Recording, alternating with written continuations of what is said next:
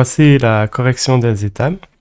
On commence par un item assez simple où on a 3 lignes et chaque ligne a une forme qui est différente. Donc ici on a une étoile, un plus et un donut. Donc la réponse attendue sera un donut. Le deuxième item possiblement plus complexe. Cette fois-ci on va travailler en colonne. On a oblique à gauche, oblique à droite, oblique à gauche et brique. Donc la réponse attendue, si on regarde chaque colonne, ce sera d'avoir des briques.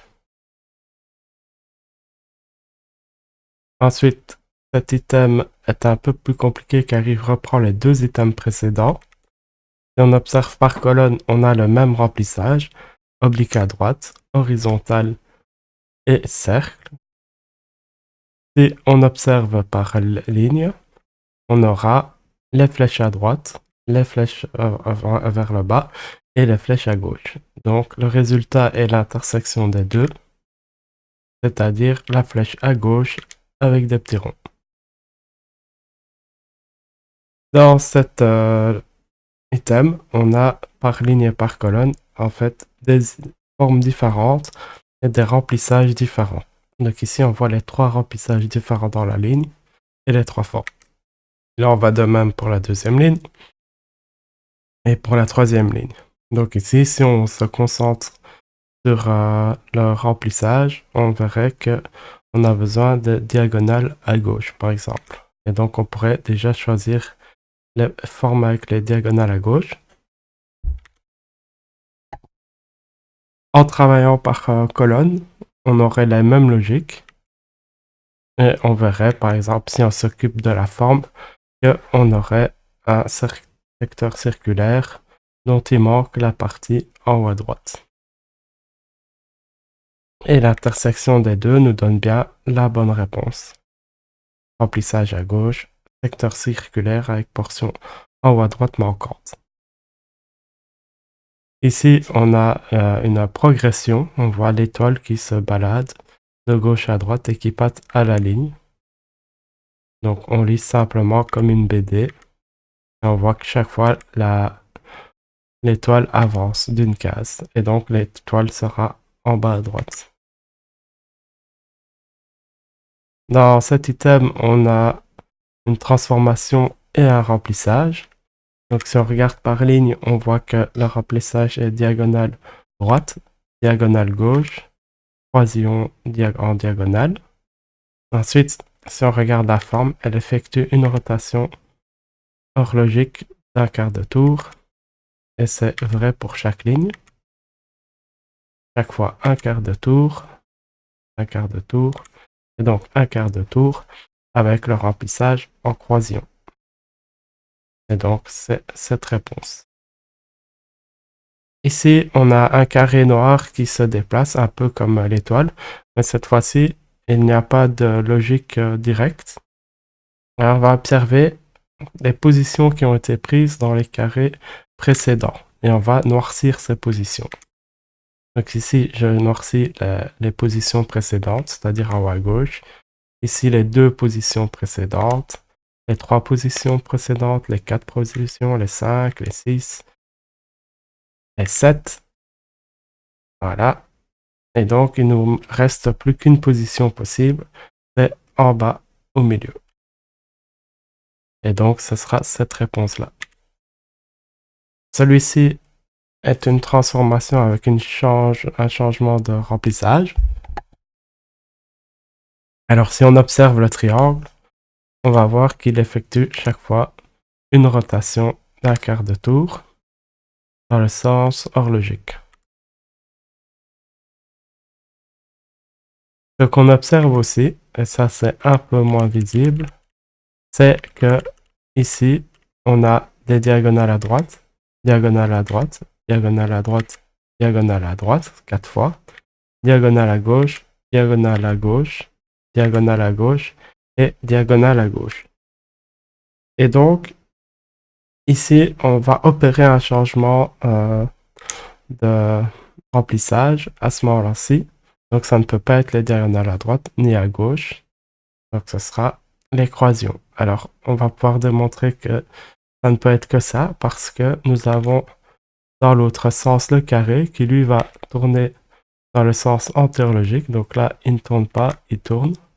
Il ne tourne pas, il tourne, mais il serait caché par le triangle. Il ne tourne pas, il tourne. Il tourne pas, mais il serait caché par le triangle. Il tourne. Et on voit également que il garde la même texture, le même remplissage, puis il change une fois sur deux. Et donc ici, si on regarde, on a l'équation, et puis une rotation, l'équation. Donc là, il a gardé 4 fois la texture. Là, il changerait. Et puis il garde la texture, il garde la texture, il garde la texture. Et puis là, il changerait. Et donc, si on regarde les textures du carré, c'est croisillon, diagonale à gauche, et puis une texture manquante. Donc là, on aurait déjà deux textures différentes qui seraient diagonale à droite. Si on regarde le triangle, diagonale à droite et diagonale à gauche, donc il manque une texture pour un triangle, ce serait les croisillons.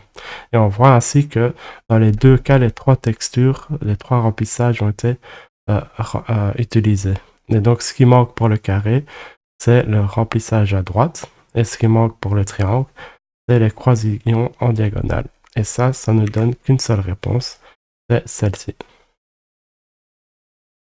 Alors ici, on rentre dans du un peu plus abstrait.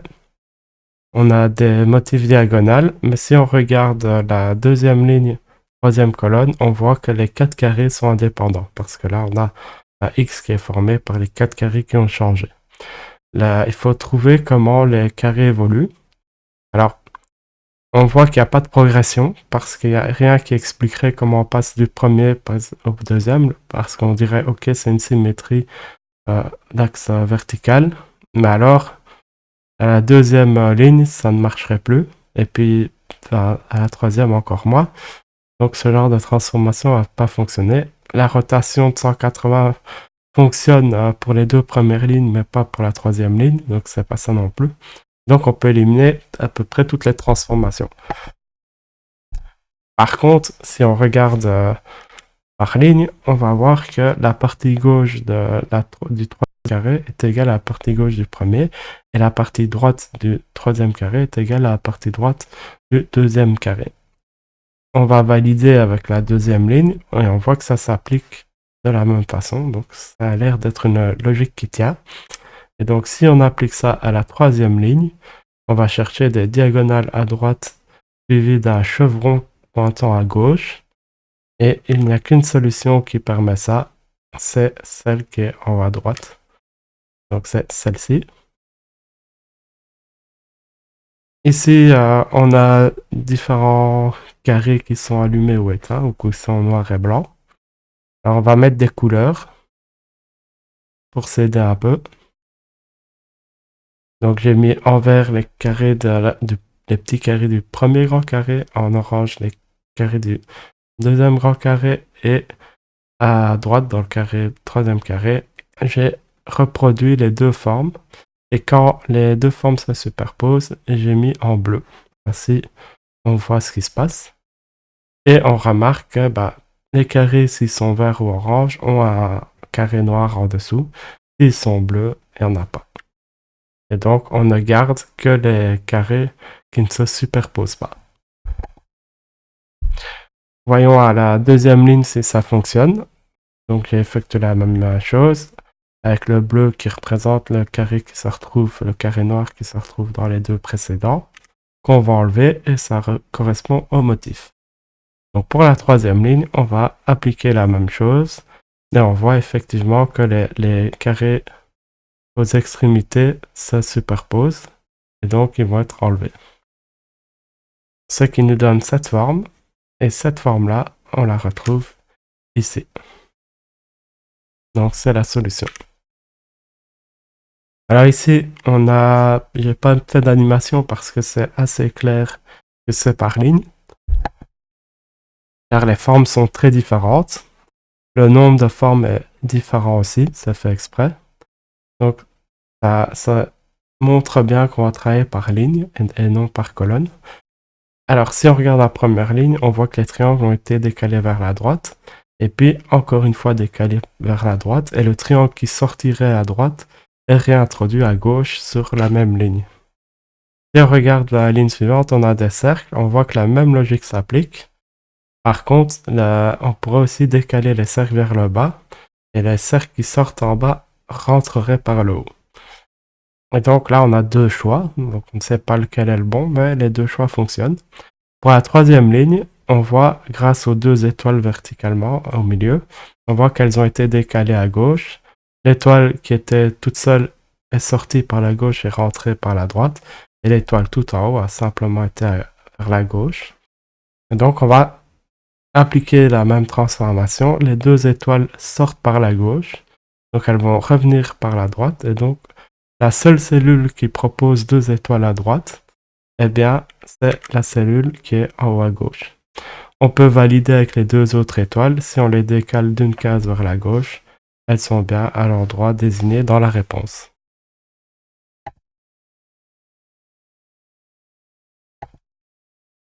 Alors ici, on est aussi dans du très abstrait. On voit des diagonales qui ont différents angles.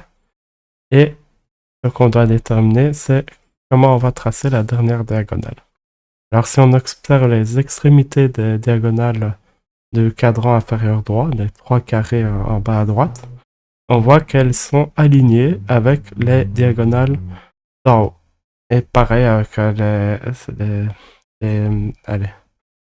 l'autre extrémité, c'est aussi aligné. Alors, si on met un peu un overlay dessus, on voit que la première extrémité, c'est simplement une verticale qui passe par l'extrémité du segment tout en haut et qui est à l'extérieur de l'item et l'extrémité du segment à l'extérieur de l'item à gauche. Et quand on prend leur intersection, on a la première extrémité. Et puis on a les extrémités à l'intérieur. On fait passer une verticale et une horizontale. On prend leur intersection et on a l'autre extrémité. Si on applique ça aux autres cellules, ça nous donne ceci. Où on reprend. Alors là, il y a une erreur, il y a un cercle vert qui est mal placé. Le cercle à la deuxième ligne, troisième colonne, il devrait être à gauche évidemment. Et donc, ça nous donne la solution en regardant dans le carré en bas à droite, qui est celle-ci.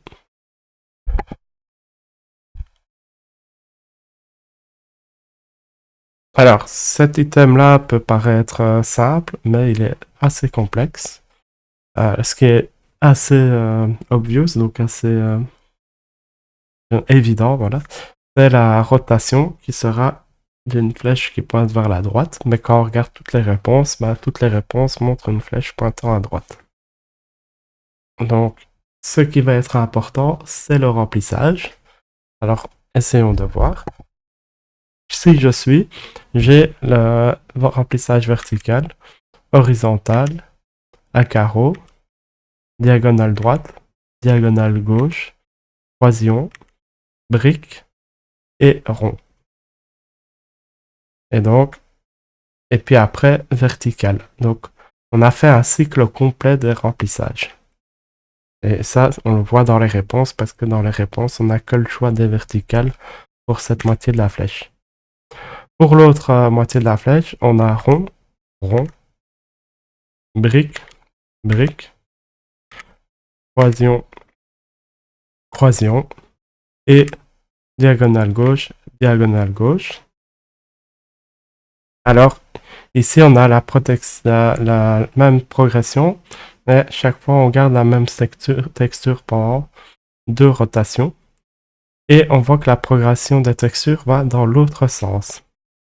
C'est-à-dire que si je regarde ici, donc j'ai ma diagonale gauche, brique, croisillon. Et dans l'autre sens, j'ai ici, diagonale, on va revenir ici, diagonale gauche, croisillon, brique. Donc on liste les mêmes textures dans l'autre sens. Ce qui veut dire que ici, on va chercher, si je continue de tourner à droite, que vais-je avoir? Eh ben, ce que je vais avoir, c'est ce qui sera donc à gauche des diagonales à gauche quand je vais dans l'autre sens. Et donc ici, ces diagonales à gauche, avant elles, j'avais les diagonales à droite. Et donc la réponse attendue, ce seront des diagonales à droite. Donc j'avais dit celui-là est un peu plus compliqué parce que il faut retenir deux séquences. Mais bon, ça va. Alors ici, c'est juste un patron à remplir. La réponse est assez évidente en regardant la densité des ronds que c'est celle-là. Et ici, on reprend la question précédente et on la complexifie. Il y a deux progressions. En ligne, on a simplement les points qui grandissent. Donc les cercles deviennent de plus en plus grands. Et quand on descend, donc en colonne, les cercles deviennent de plus en plus espacés. Donc on va chercher des cercles espacés comme en bas et comme en bas et avec un rayon aussi grand que les cercles qui sont à droite. Et là, on n'a qu'une seule possibilité, c'est en bas à gauche où ça correspond aux deux. Alors cet item-là reprend un item qu'on a déjà vu. En fait, là où on a les croisillons, ça ressemble au carré noir qui se déplaçait un peu partout. Mais la nouveauté, c'est d'avoir un plus qui se balade. Donc on va se concentrer sur le trajet du plus. Et donc le plus effectue cette espèce de croix comme trajet. Ce qui veut dire que dans la dernière case, le plus se retrouvera au début de cette espèce de croix et donc en bas à droite. Et donc on voit là, on mélange des logiques ensemble. Et là ici, toujours dans l'abstraction, on a des étoiles qui sont blanches et noires. Alors on peut voir, par exemple, essayer de voir s'il y a un nombre différent d'étoiles ou par ligne colonne ou si les couleurs sont par ligne colonne. Et on voit que c'est pas le cas. Donc on doit travailler avec une logique soit en ligne, soit en colonne. Si on travaille en colonne, on va vite s'apercevoir qu'on n'arrive à rien. Donc on va travailler en ligne encore une fois de plus. Et ici on a cette réponse-là tout simplement parce que deux étoiles de la même couleur, de couleurs différentes vont s'annuler. Donc ici j'ai une blanche et deux noires. Donc blanche et noire s'annulent, reste une noire. Puis j'ai trois blanches et une noire. Donc une blanche et une noire vont s'annuler, restera deux blanches. Puis j'ai une noire, deux blanches, une noire et une blanche vont s'annuler, donc restera une blanche. Ce qui est montré dans la réponse. Ici, on reprend ce qui a été vu. On a le carré noir qui se balade un peu partout, mais si on regarde dans les réponses, on voit que le carré noir est à la même position, donc on peut l'ignorer. Par contre, les lignes verticales et horizontales changent de type. Une ligne plate, ondulée ou avec des traits. Alors si on regarde ici en ligne, on voit qu'on a les trois différents types. Ça s'applique de la même façon pour la ligne suivante et ça s'appliquerait donc du coup aussi pour la ligne suivante, ce qui nous donne les deux réponses possibles ici. On continue avec la deuxième ligne, là on voit que c'est trois fois les mêmes. Trois fois les mêmes. Donc ici ce sera l'ondulé, trois fois les mêmes. Pas de bol, ça ne simplifie pas, ça ne nous sélectionne pas une réponse. Si on regarde maintenant par ligne comme ça, on a les trois différentes, on a les trois différentes, et donc on doit avoir les trois différentes. Ici, il manquait les ondulés, donc ça ne donne plus qu'une seule réponse possible. On peut utiliser la dernière ligne pour valider. On verrait que c'est trois différentes. Il manque les barrés, et c'est bien le cas dans la réponse qu'on a choisie. Donc c'est confirmé. Encore un autre type de question. Ici, si on regarde ligne par ligne, on voit que on a des morceaux de forme. Et donc ça se travaille bien ligne par ligne aussi. Et on voit que ça se complète. Alors dans la première ligne, on a juste deux morceaux qu'on peut faire glisser. Dans la deuxième ligne, on doit glisser, tourner. Et dans la troisième ligne, si on regarde les réponses, on va voir qu'on va devoir aussi retourner la pièce. Donc on doit tourner, retourner. Donc il faut imaginer la pièce manquante dans le dessin, ici en verte, et puis effectuer la transformation, donc tourner et retourner, pour trouver à quoi elle va correspondre. Et donc, effectivement, ce n'est que cette réponse-là qui est possible.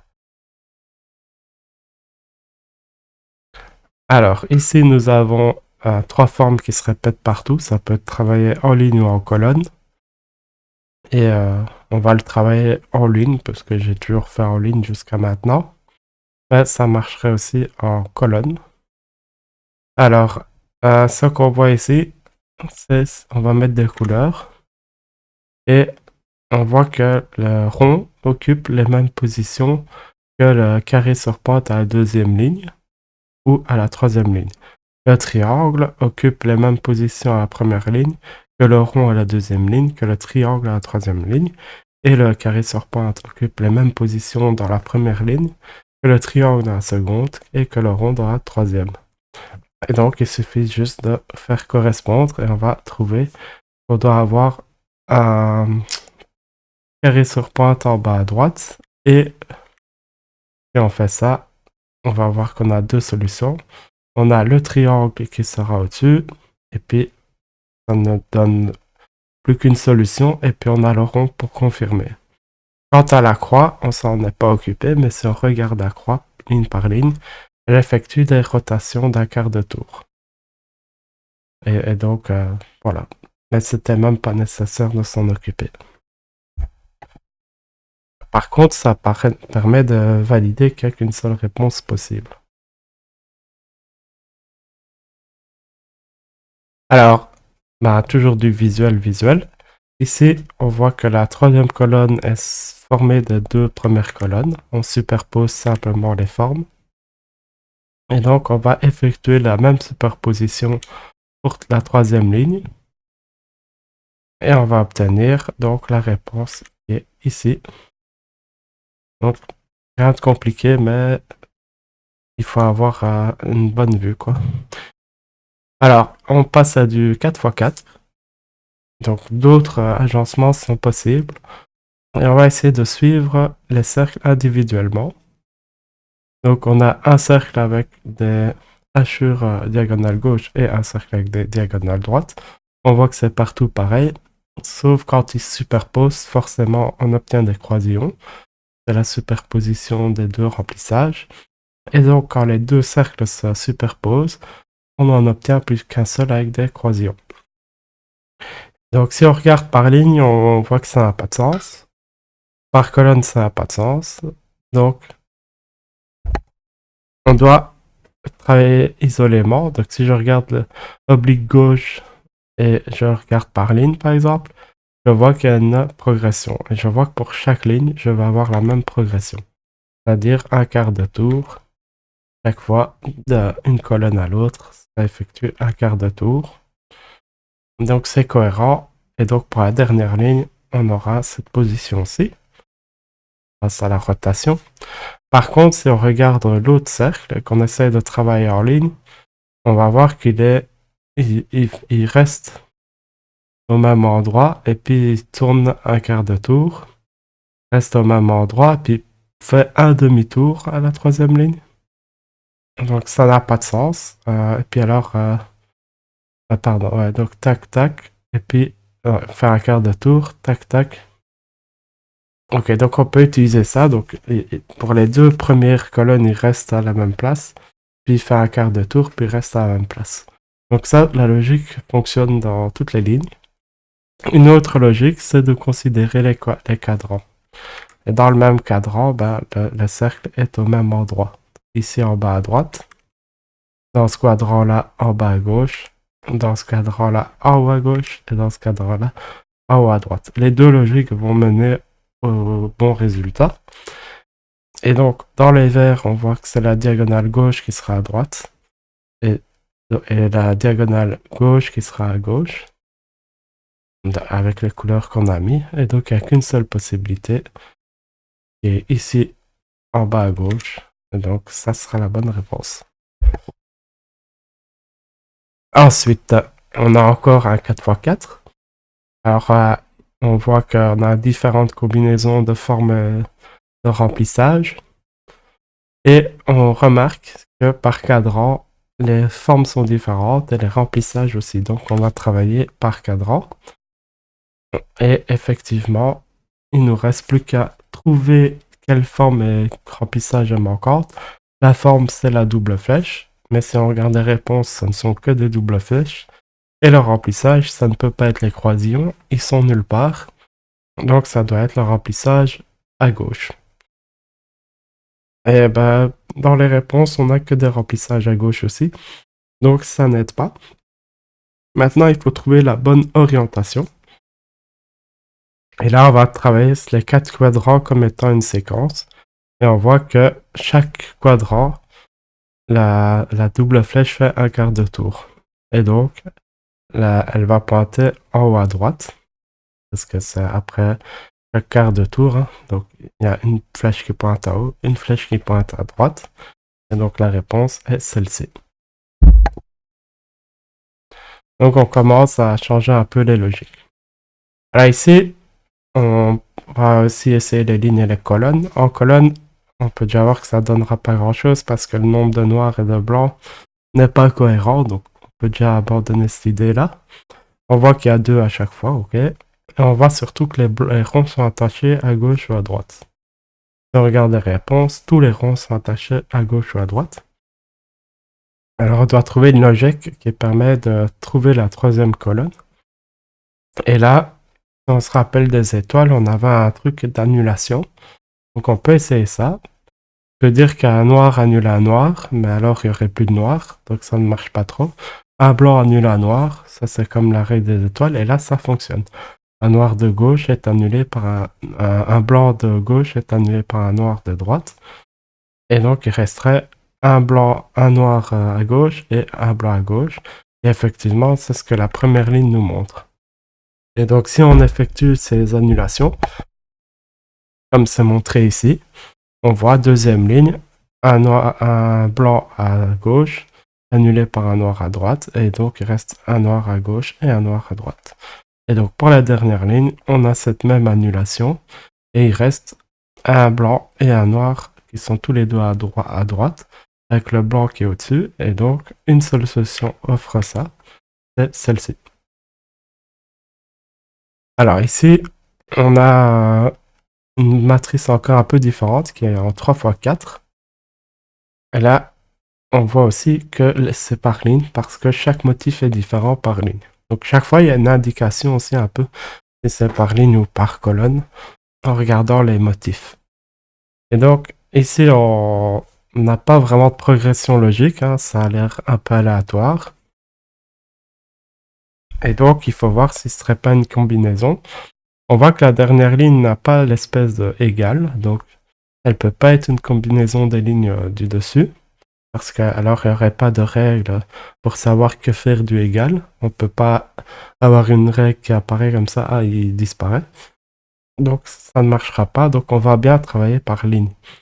Maintenant, si on regarde la position des derniers éléments, ben, si on superpose les 2 premiers éléments, on voit à chaque fois qu'il y a quand même un lien entre les deux parce que ça ferme les figures en quelque sorte. Donc, il faut essayer de comprendre ce lien. Et en fait, le lien, c'est simplement que dans la 3e colonne, on démarre là où le premier segment démarrait et on termine là où le 2e segment terminait. Et donc, avec des couleurs, ça donne ça. En rouge, le point d'arrivée, en vert, en rouge, le point de départ, en vert, le point d'arrivée. Et on voit que ça correspond bien aux 2 premières lignes. La 3e ligne est un peu plus complexe parce qu'il y a différents types de lignes. Dedans, il y a des flèches et celle-là avec un espèce de égal. Mais on peut appliquer les mêmes couleurs. Donc ici, j'applique début en rouge et fin en vert. Et puis, je change la fin parce que le début est la même, hein, donc je n'ai pas changé. Mais la fin de l'autre segment, on voit que si je change, ça correspond également. Et donc, pour la dernière ligne, on va travailler avec différentes couleurs. Donc, en rouge, le départ de la ligne fléchée, on va dire. En vert, son arrivée. En orange, le début de la ligne avec la boule noire. Et en bleu, la fin de la ligne avec la boule noire. Je fais de même dans les réponses et je vois qu'il n'y a qu'une seule réponse qui autorise ça. Si je regarde pour ce qui est de la ligne blanche, elle irait du rouge à la orange. Et on voit que c'est le cas dans la réponse également. Et donc, il n'y a qu'un seul choix possible. C'est ce choix-là. Donc voilà, il faut bien voir les choses abstraites. Alors, celui-là est très compliqué, donc c'est normal de le rater. Alors ici, c'est une autre twist. On a un item qui est très simple en fait, mais qui a été mis très tard dans le test. Donc là, il y a eu toutes les logiques abstraites, etc. Et puis on revient à quelque chose de très très simple. Et c'est là la difficulté de cet item. Et donc si on regarde par ligne et par colonne, on voit par ligne que les côtés, enfin par colonne on va commencer, les côtés du haut sont les mêmes. Donc chaque colonne, on a la même longueur. Et puis si on regarde par ligne, les côtés de gauche ou de droite ici ont la même longueur. Et donc on sait déjà trouver la réponse rien qu'avec ces deux côtés-là. Par contre, on peut utiliser les autres côtés pour valider que c'est correct. Et si on fait ça, on remarque qu'effectivement les longueurs vont correspondre et donc c'était la bonne logique. Donc c'était vraiment un item simple. Ici, ce système est un peu plus complexe, même s'il n'y a que deux éléments, à cause de l'abstraction qu'il y a derrière. On a un 2x3 colonnes, donc il n'y a pas de troisième colonne. Pardon, on a 3x2 colonnes, et il n'y a pas de troisième colonne, donc du coup, on ne va pas appliquer une règle pour trouver la troisième colonne. Donc, on va trouver une règle pour passer de la première colonne à la deuxième colonne, ou peut-être que c'est une superposition, mais ici, comme il n'y a que deux formes à chaque fois, c'est pas le cas. Donc, on a bien une analogie.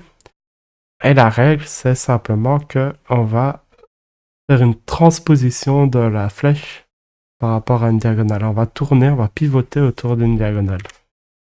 Donc, je vais tracer les diagonales. Alors, la diagonale passe par le départ de la flèche.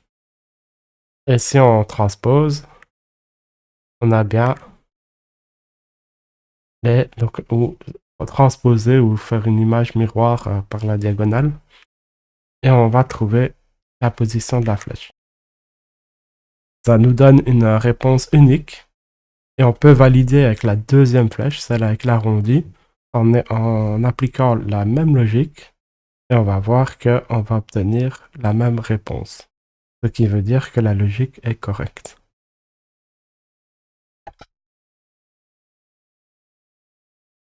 Alors ici, pareil, on revient à des items très simples. Sauf qu'ici, à droite, on voit une rotation très claire d'un quart de tour. Et donc, on pourrait tenter de sélectionner une des réponses où on va se retrouver avec un seul triangle. Donc, la réponse à la première ligne, troisième colonne. Parce que c'est très visible. Donc, il faut se retenir de prendre des raccourcis comme ça parce que ce n'est pas la bonne réponse. Si on regarde les triangles individuellement, on voit qu'un triangle fait un quart de tour dans un sens, tandis que l'autre triangle va faire une pause puis faire un quart de tour. Et donc, on a simplement deux triangles qui font des quarts de tour à des vitesses différentes ensemble. Et donc ici, la réponse finale sera un triangle qui ressemblera à ci. Donc on a l'ouverture qui est au-dessus. Il n'y a qu'une seule réponse avec l'ouverture qui est au-dessus, mais on peut valider avec les remplissages que c'est la bonne réponse. Effectivement, les remplissages correspondent après un quart de tour de chacun dans des sens opposés. On obtient bien la même figure, mais avec les remplissages inversés, donc c'est parfait. Alors ici, on voit un item qui ressemble à un item précédent. C'est aussi un piège. On ne va pas réappliquer la même logique car elle ne fonctionnerait pas. Hein, si on essaye de superposer les carrés, on n'obtient pas la troisième colonne. Et en ligne, ça ne fonctionnerait pas non plus. Donc ça n'est pas ça. Par contre, si on met en couleur les carrés, on voit que chaque carré, les carrés orange occupent les trois positions, les rouges occupent les trois positions, les verts occupent les trois positions. Pareil pour la deuxième ligne, on voit que les trois positions, donc en haut, au milieu, en bas, sont occupées. En fait, les carrés bougent indépendamment et occupent toutes les positions. Donc ici, on aura pareil. Et ça va nous donner la forme, donc l'espèce de L qui est tout en bas. Donc, relativement simple une fois qu'on a compris ce qui se passait. Alors, celui-ci est un peu plus compliqué parce que il n'y a pas de progression et tout ça, ni de troisième colonne calculée à partir des deux premières. Ici, c'est une chose qui est globale. En fait, si on regarde aux frontières entre les formes, on peut faire un tour dessus, comme ceci. On voit que ça forme un circuit où on fait simplement le tour comme ça et on ne tourne que quand il y a un tournant. Et donc, pour fermer le circuit, on va devoir faire un demi-tour. Voilà. Donc, on voit, ça c'est la logique qu'il y a derrière. Et donc, on a deux choix qui se retrouvent tout à droite pour le demi-tour, qui sont l'inverse vidéo l'un de l'autre. Et donc, la deuxième logique, c'est que quand il y a du blanc, en face, on aura du noir. Donc, ici, on doit avoir, au milieu, on doit avoir du blanc. Puisque au milieu, c'était du noir, en face, on va avoir du blanc. Donc, ça ne nous donne que cette possibilité ici.